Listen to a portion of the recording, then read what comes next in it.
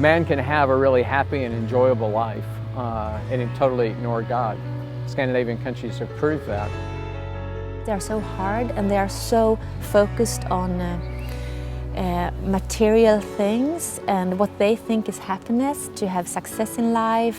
It's okay to believe in God as long as you don't try to get anyone else to share your belief. Many people are still affiliated with the national church, the Svenska church, but that means virtually nothing. Most people just do it as a tradition. They're a part of the church so that they can be married there. They're a part of the church so that they can have their baby baptized there, but it doesn't mean anything for them.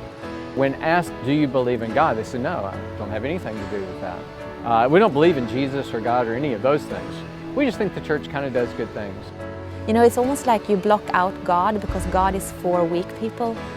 The challenge of that is that postmodern thinking has taken a strong root here. It's a worldview that denies absolute truth, and we as believers are challenged by that. How do we talk about Christ without the aspect of talking about the absolute truths that God teaches us? I try to make relations with people, just to hang out with people and share their life and share my life with them. And God is a natural part of my life, so that's my way of doing it in relations.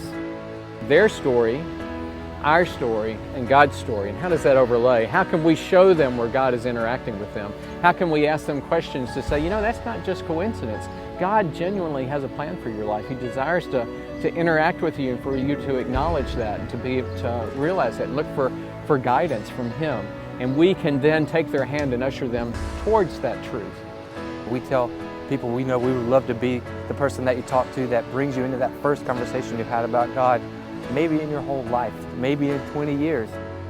You just have to be open to the Spirit telling you, here's the perfect opportunity to bridge into the gospel. Here's the perfect time to share a Bible story maybe from something someone said. We just try to reach people in Stockholm because they are really difficult to reach. We can't help it. We have to talk about Jesus because that's the center of everything we do. So what we would like is a real person, a real American to come and to interact with Swedes and to offer help and encouragement. English is spoken as a second language in the majority of our countries by a majority of people. Probably the best thing that we would need now is for people to come as business as mission, to come and take jobs, to transfer into the Scandinavian countries or the Baltic republics, to come and study, and to really grapple, because it's not a quick, here's the 4 spiritual laws and an immediate response. It requires to value the things they are saying without dismissing them right offhand and saying, no, but see, it should be like this. Because all love to respond to those who care and listen to them. And then through that, we're able to share our faith. We would love for you to pray about what God may want you to do. If you're into church planting as well, there needs to be so many churches planted here in Stockholm, Sweden. So we ask that you would pray, and maybe God's calling you, maybe He's leading you here to come work in Stockholm, Sweden.